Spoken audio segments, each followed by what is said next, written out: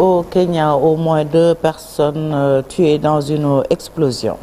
Exactement. C'est à la suite d'une explosion de gaz à Nairobi. Au moins 2 personnes ont été tuées et 222 autres blessés dans un vaste incendie causé par une explosion de gaz dans la nuit du jeudi au vendredi à Nairobi, a affirmé le porte-parole du gouvernement. Un camion chargé de gaz explosif provoquant une énorme boule de feu qui s'est largement propagée à Ambakassi.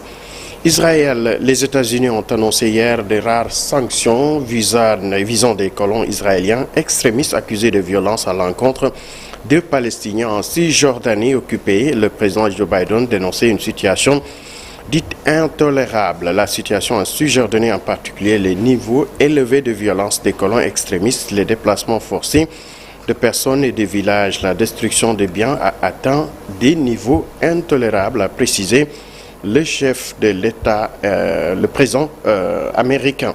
Au Mali, la junte militaire ordonne donc le retrait de France 2 des bouquets télévisuels. Les autorités dominées par les militaires au Mali ont ordonné le retrait donc de la chaîne française de tous les bouquets audiovisuels pendant 4 mois en raison d'un sujet sur la situation sécuritaire dans le pays, indique un document officiel consulté par l'AFP.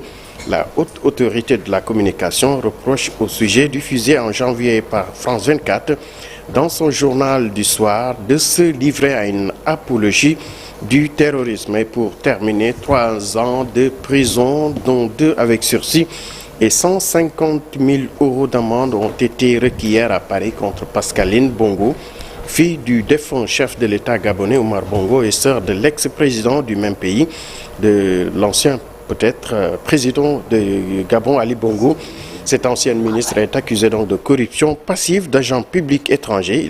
Elle est soupçonnée d'avoir touché 8 millions d'euros de pot de vin, Sokhna Fati. Merci beaucoup, Ibou, pour l'actualité hors de chez nous. La une des quotidiens du jour, c'est l'affaire de Cheikh Pouyandoné.